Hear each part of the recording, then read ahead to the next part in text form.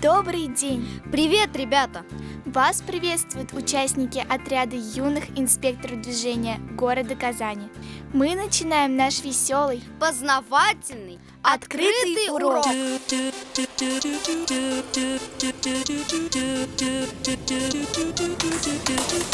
Уроки открыты, открытые уроки. Давайте вместе повторим эти строки. Юные инспекторы расскажут обо всем. Открытые уроки все вместе проведем. Для начала давайте определимся, что это за аббревиатуры. А у нас рубрика «Автословарь».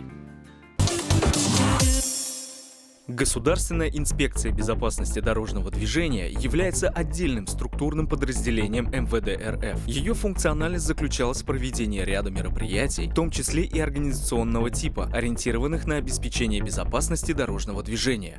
Первая автоинспекция появилась в Москве еще в 20-х годах прошлого века, и называлась она «Отдел по регулированию уличного движения». Отдел был образован не в силовых структурах, а как управление при гражданских властях.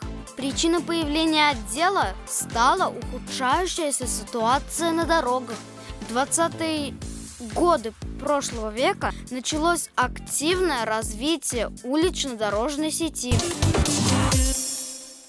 Предлагаю отправиться в гости к тому, кто знает об этом все и даже немного больше. Сегодня мы в гостях у очень интересного человека. Здравствуйте! Здравствуйте, ребята. Расскажите, пожалуйста, об истории госавтоинспекции. С удовольствием. Прежде всего начнем со дня образования нашей славной госавтоинспекции. Госавтоинспекция образовалась 3 июля 1936 года. Но прежде чем начать остальное повествование об истории ГАИ, хотелось бы сказать о тех атрибутах, которые обязательно присутствуют с органами ГАИ. Это светофор и жезл. Светофор в России появился в 1930 году, в январе месяце это в Ленинграде, и в декабре месяце тоже 1930 года он был установлен уже в Москве, то есть в 30 году это произошло. До Казани он добирался 4 года, и первый светофор был установлен на перекрестке Баумана-Чернышевского в 1934 году. В 1939 году, в апреле месяце, приказом НКВД Советского Союза был закреплен за органами ГАИ жезл, именно тот, который вы видите сейчас в руках сотрудников ГАИ. Приходилось принимать экзамены, обучение проходили. Сначала принимали экзамены при помощи бумажного варианта, ну, поскольку здесь есть, сами знаете, какие-то моменты, исправить можно что-то, придумали аппарат, который принимает экзамены. То есть вот это был самый первый аппарат. А затем более совершенно стала развиваться техника приема экзаменов. Появился у нас аппарат «Вятка», который долгое время работал, и многие старые водители помнят его, как сдавали экзамены. И сейчас уже мы принимаем и сдаем экзамены на компьютерах, которые уже есть, ну, более современные. Перед вами один из атрибутов первого компьютера. Ну, вы знаете, первый компьютер — это счеты были у нас, которые считали. Ну, а потом уже более современный — это счетно-вычислительная машина, Феликс называется, на которой можно было прибавлять, умножать, делить и так далее. Более такие продвинутые службы имели у себя в гараже мотоциклы. Вы, конечно, видите, в каком состоянии находится этот мотоцикл. То есть нет дуг безопасности, нет маячков, ветрового стекла нет. И учтите, что сотрудники ГАИ на этих мотоциклах даже работали зимой. Естественно, форма была такая почти как и у воинов нашей Красной Армии. Вот. Но деваться было некуда, работали таким образом. Каким образом вычислить превышение скорости? Ведь таких средств не было. Поэтому сотрудники вычисляли следующим образом. Брали часы, либо еще лучше секундомер. Ехало транспортное средство где-то от одного столба до другого. и замеряли, если он едет со скоростью 60 км в час, то вот это расстояние должен был проехать за определенное количество времени.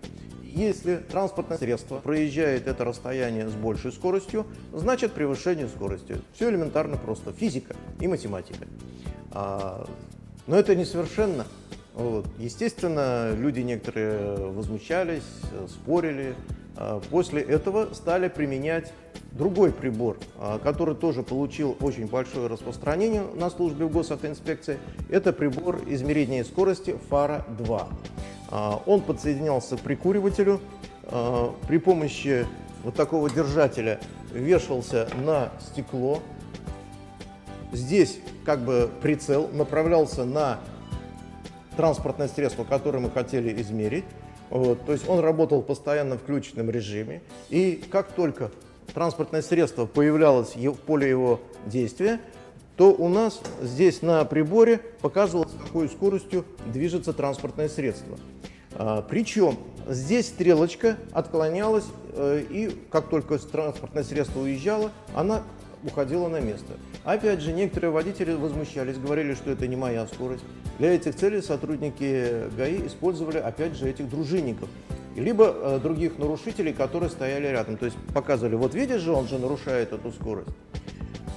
Но трудно зафиксировать, сотрудников, то есть дружинников не всегда хватало, поэтому на органы госавтоинспекции с развитием цифровой техники, видеокамер стали поступать другие измерители скорости. То есть перед нами прибор «Барьер-2», который тоже использовался на службе госавтоинспекции. Отличие этого прибора заключалось в том, что если антирадар едет, он постоянно может поймать вот этот прибор, то есть он же постоянно работал в излучении.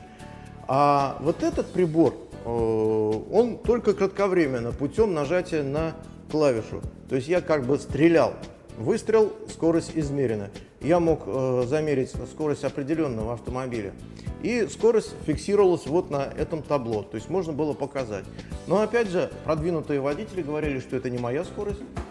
Надо было как-то опять фиксировать эту скорость.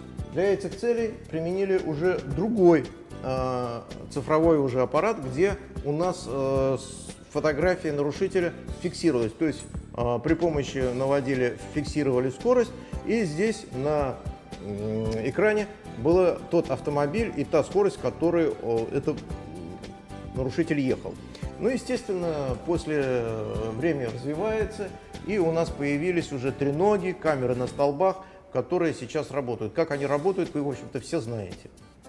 В этом зале представлена современность госавтоинспекции, то есть те призы, которые занимают наши сотрудники и участвуют в соответствующих каких-то соревнованиях.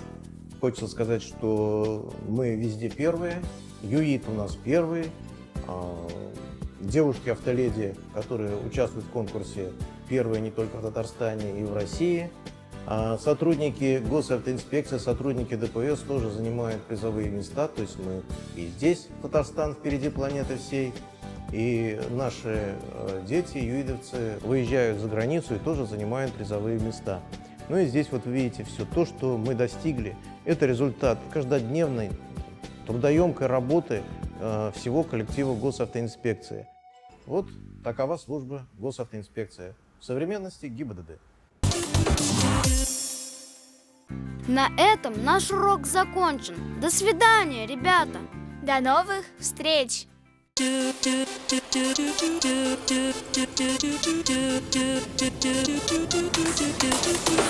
Уроки открыты, открытые уроки. Давайте вместе повторим эти строки. Юные инспекторы расскажут обо всем. Открытые уроки все вместе проведем.